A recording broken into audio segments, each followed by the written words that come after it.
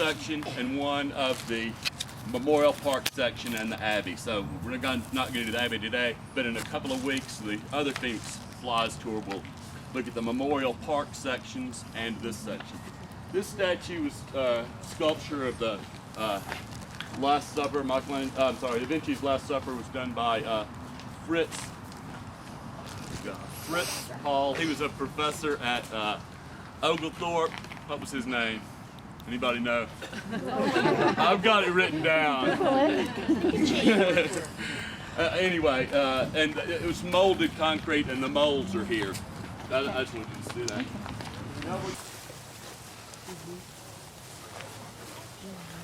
So this cemetery started in 1884. The burial spaces in Oakland Cemetery had been exhausted, and so this was opened by businessmen. So after that, around 1890, there was a movement to construct a Confederate veterans home in Grant Park, and so this was people who had been inmates of the Confederate veterans. These were not soldiers who died here, but from the veterans home. And I think it operated around 1924 down in Grant Park and was torn down in the 1960s. The statue is Italian marble. The pedestal, is very unusual. You know, if you want to look around it, it has cannons upside down, it has cannonballs, it has the snake swallowing its tail, it has crossed swords beat into plowshares on one side and spears into pruning hooks, and this kind of maudlin scene on the back with a Confederate grave. It's a lost cause poem, sentimental poem, with a flag and an anchor and a cross and a bugle. It's got all kinds of things on it.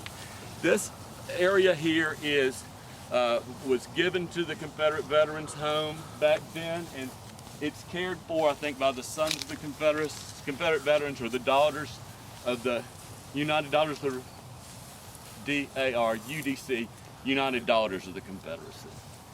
But there's an hourglass and a butterfly. It's got all kinds of... You know what the butterfly symbolizes? It's just some kind of rebirth image, I believe.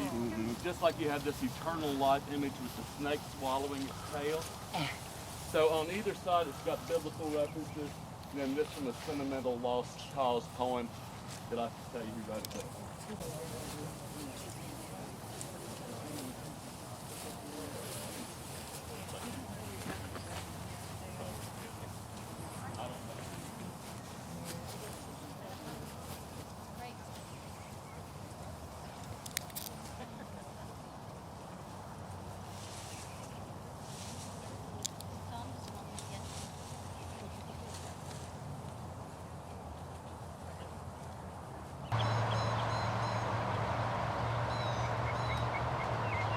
In 1970, at the base of that water tower was a trophy room that Asa Griggs Chandler Jr. kept his trophies in. School children would come here and see the pelts and the taxidermy. There's also two huge greenhouses where they kept flowers right here. Yes, there were greenhouses here from the earliest days. The first manager, McBurney, had a greenhouse here that started in the 1890s. But by the time Candler owned it, there was the largest greenhouses in the southeast. He had a power plant here. You'll hear more about Candler on the second part of the tour.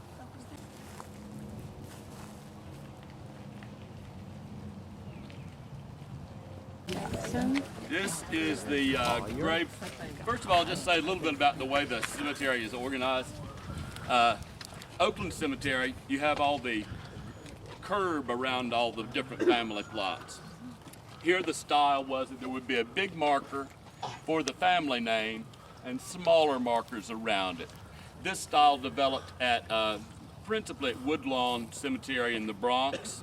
The early investors and developers here admired Woodlawn. Woodlawn has anybody ever been to Woodlawn in the Bronx? I want to go. I want to go. It's beautiful. It has 1,300 private mausoleums. It's really spectacular. Wow.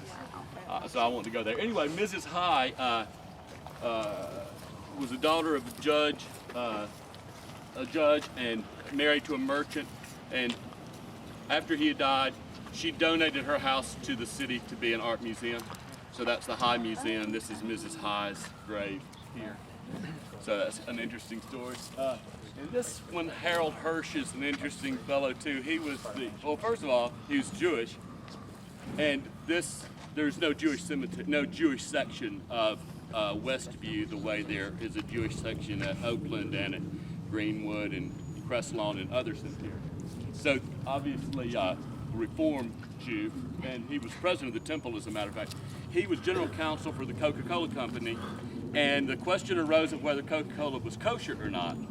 So he arranged for the secret formula to be divulged to the learned Orthodox rabbi Tobias Geffen from Shirat Israel congregation, who looked at it, and there was one ingredient that was troublesome: glycerin, because glycerin can either be a plant product or an animal product. Yeah. So he required that they ensure that their supplier of glycerin would always be the plant source. So that's his house. If you go on the Atlanta Preservation Center walking tour of Inman Park, you'll see Hirsch's house. The Hirsch family is one of the oldest Jewish families in Atlanta. Wow. So we have kosher Coke. Now we're gonna go this. How did I know?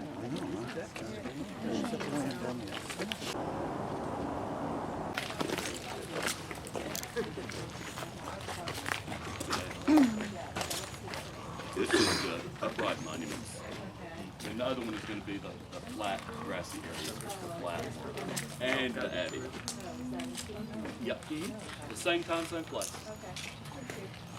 This was a receiving vault. Lots of cemeteries had receiving vaults if the ground was impassable, or it was rainy or snowy, or whatever it was going to be. So this is a receiving vault, and this describes what it was used for. It's been sealed since 1945 when the abbey was built, because there's room to store bodies waiting burial if need be. This says 1888. There was an earlier construction, Jeff Clements believes, an earlier wooden construction to serve that purpose until this was completed in 1888. At the time of the first burial in 1884, there's references made to the nearby construction of the receiving vault. Do you know if there was like a big walk-in room, or is it just like a little catacomb? When I've been in it before, not in this one, but when I've been in other receiving vaults, they're usually, big enough. I think this is supposed to have room. Well, this says how big it was. 30 feet wide. Oh, okay, I didn't see that. Thank you. So there was plenty of room. And it says capacity 36, but then in other references it said there was room for 108. So I don't know, they triple up somehow. Is that right? Stack those bodies. Now this next little bit is the only steep part.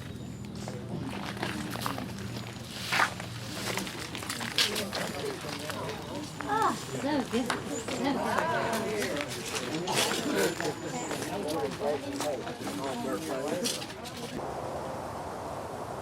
The glamorous center of Westview Cemetery, the obelisk here, and it's just slightly smaller than the grass obelisk you can see over here. But this was Edgar Poe McBurney. Edgar Allan Poe McBurney, I guess he was, which is a good name for a man who owns and manages a cemetery.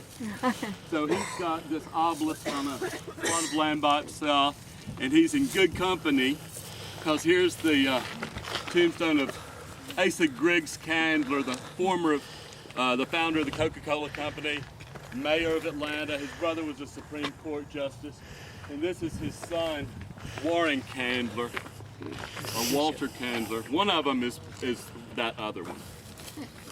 This Howell, you'll know that name from Howell Mill Road. He was editor of the Journal of the Constitution, and the mayor himself, Evan Clark Howell. This one, it just tickles me. This is Mr. Peck over here with it's a nice monument with a statue on top.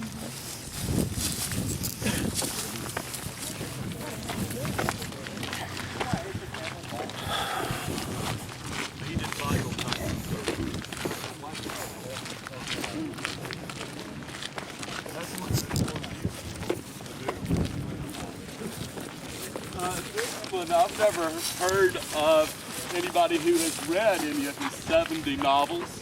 Wow. 70 novels and a bunch of poems, I expect. But they're evidently a lost cause ballad. And the epitaph is just over the top. It says, like his children can scarce halt their weeping. 1,000 readers he left, few enemies and many friends. His children can scarce support his loss and never replace his bright presence. That's a little bit over the top. 70 novels. Wow. Has anybody ever heard of him?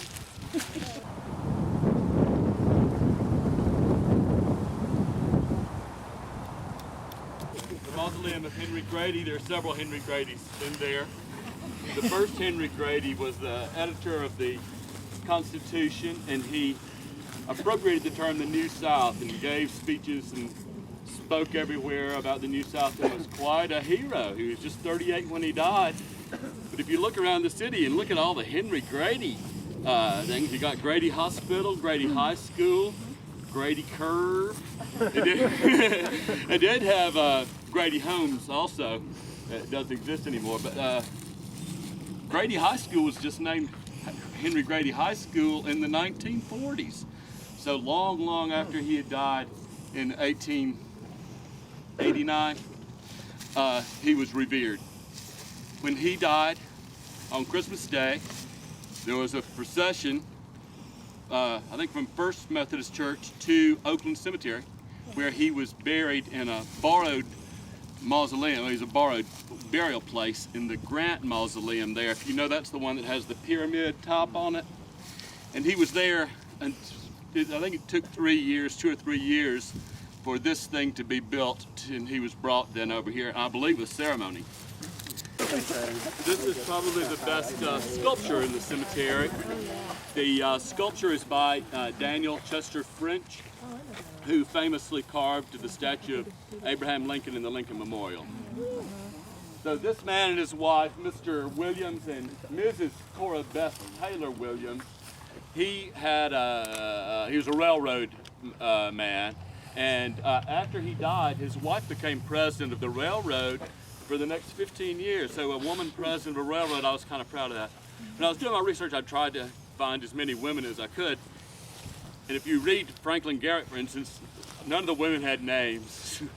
Mrs. Charles Haskins or Mrs. John Brown, everybody. The poor women don't even have names, much less accomplishments. But anyway, this monument, the central figure is not a portrait, it's just an allegorical character, probably based on the model Audrey Munson, who posed for French a lot. But on the front here, there's a portrait, I presume, portrait reliefs of Mr. and Mrs. Williams. And over here, it's kind of a heraldic device.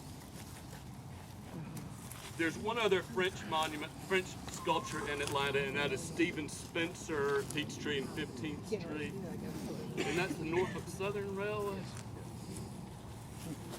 So that's that guy. Now we're going to go over here.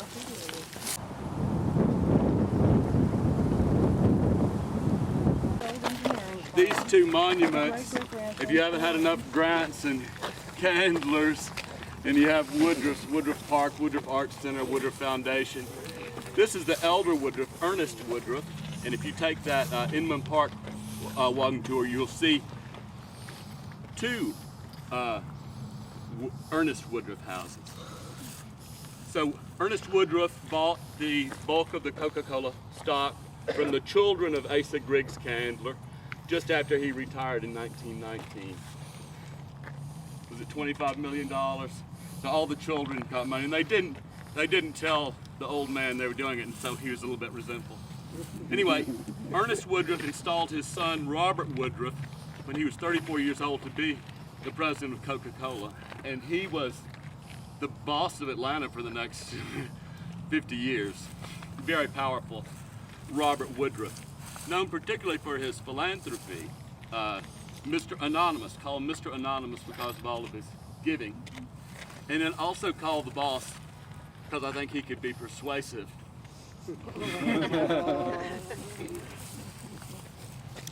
Okay, we'll go this way.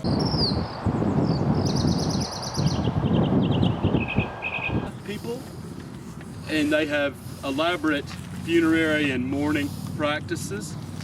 The decoration on the mausoleum door you see here. And some of these, if you get up and look more closely, there will be a chair inside. There will be other kinds of ornaments, dolls. Sometimes the burial places will be decorated for holidays, and they look as if people, mourners do come and visit their relatives. This one oddly has a telephone inside. You're welcome to look through the glass and see that if you'd like. So who did you say these belong to?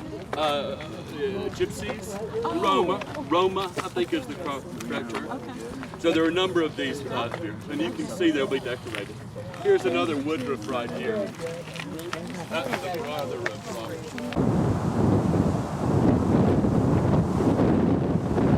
This one particularly, David Mayer was said to be the most prominent Jew in Atlanta when he was alive. He was a merchant. He was worth $50,000 at the time the Civil War began, owned 6 slaves, may have traded slaves. And after the war, founded the Atlanta public school system. Was called the father of public schools, David Mayer. So this monument has Hebrew writing on it, and recent additions of descendants of the Mayers have put the translations of the Hebrew portions on the marker. And here's one of the most famous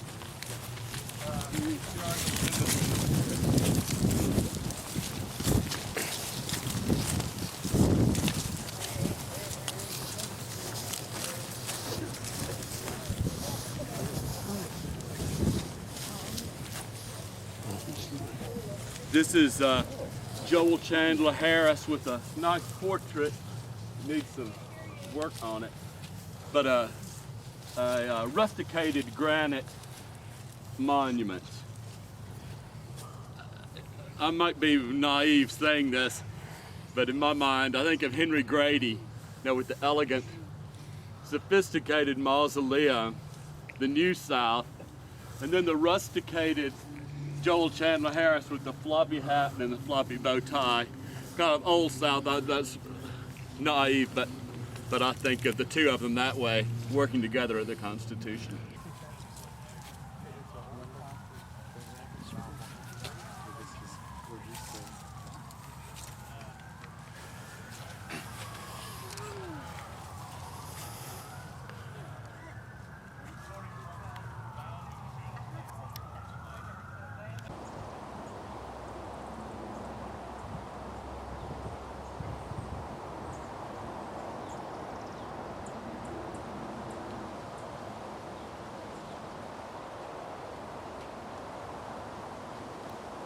Confederate fortifications that were surrounded the city at the time of the Civil War, and they were never breached. The armies just lobbed shells over those. They never tried to go through those fortifications. So anyway, later then, Grant donated, I think, 100 acres to the city to form Grant Park, and his house is the headquarters for the Atlanta Preservation Center, and in that house, Bobby Jones, the golfer, was born in that house. This is Grant. Grant's wife is buried here also, and this is her first husband. I believe he was moved here from Oakland, perhaps when his wife died.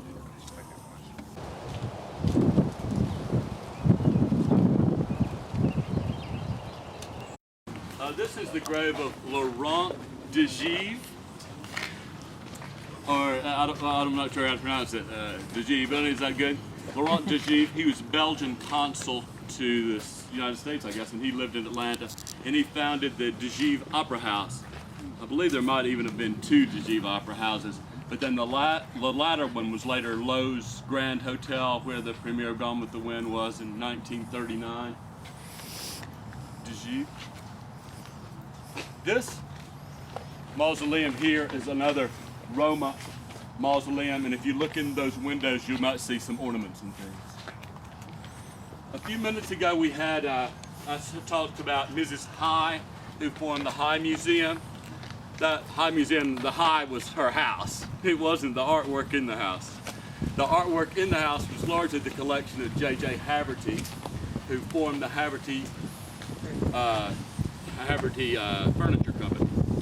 So Rhodes and Haverty, Amos Giles Rhodes and J.J. Haverty were working together in the furniture business, and then they separated amicably to make the Haverty Furniture Company and Rhodes Furniture Company. They combined forces again later in the 1930s to build the Rhodes Haverty building that is it's now a Marriott Residence Inn down on Peachtree Street, and it's right across the street from the Candler building, and it's a little bit taller than the Candler building. Maybe a story taller, but I mean the idea was I wanted to have a bigger building than this one and have it right across the street from the Candler building.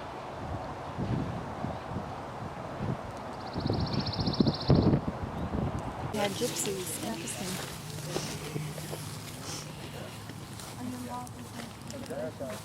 Okay, lest you have a Candler overload, here's another Candler. And this is the grave marker of Asa Griggs Candler Jr., who was the second son of Asa Griggs Candler Sr.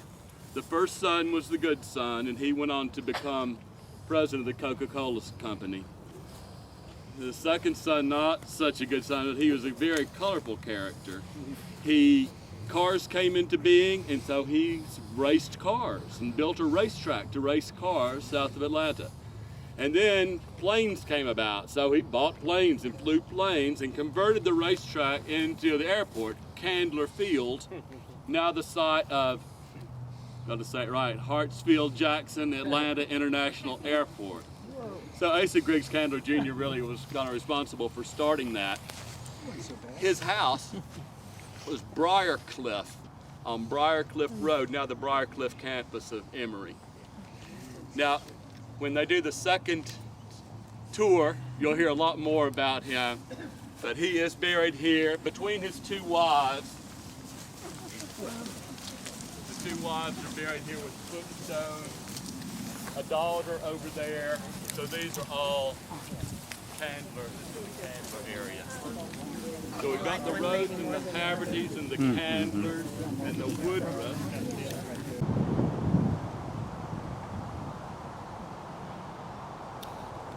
This is the grave marker for Regenstein's department stores downtown on Peachtree Street, across the street from the Capital City Club. And the building was, I think the building was designed by Francis Palmer Smith also for the Peters Land Company. Anyway, it's Regenstein's department store. Regenstein's was the first Atlanta department store to employ female clerks. Good for him. That restaurant is now Hooters. Hooters restaurant now. Higher level. Yeah, I guess so. Now this marker here, this Yoshinuma, it's really the only one I found with any Asian lettering on it. Yoshinuma was from Japan, but he ran a Chinese-American restaurant in Atlanta for decades.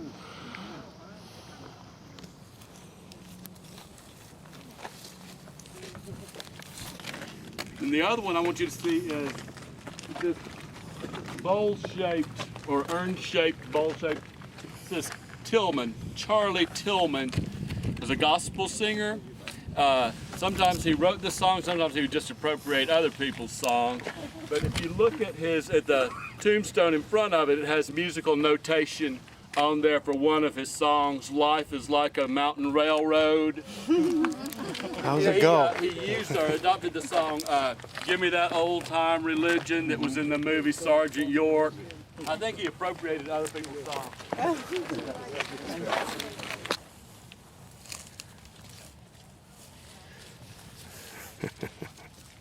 Always used to wonder if it's bad luck to walk over graves. right behind here is Frank Stanton. Frank Levy Stanton was Poet Laureate of Georgia, and he was a columnist in the local paper as well. He wrote a song, Mighty Like a Rose, you may have heard of. And if you look at the back of the monument, it has a portrait on it and one of his best known poems called This Crazy World We're Living In. You'll just have to read it. It's a sentimental poem about roses and thorns. That ain't the roses sweet.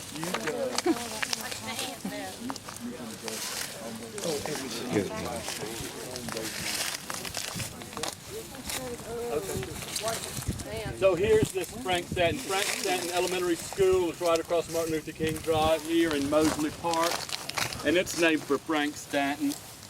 And does anybody want to give a dramatic reading of the beautiful poem?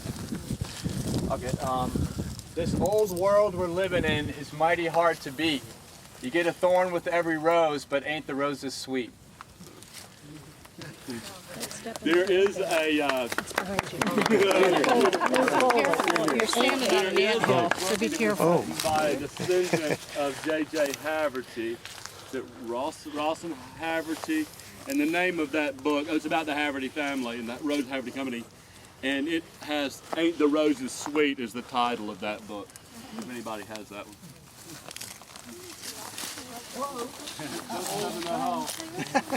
There's another one.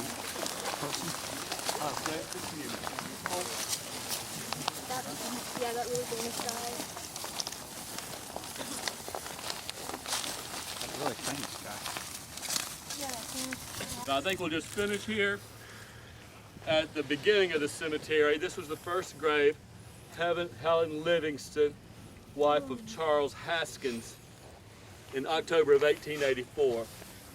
It was written up in the Constitution. There was hardly a dry eye in the crowd when the sun set beyond the rolling hills of the teeming city.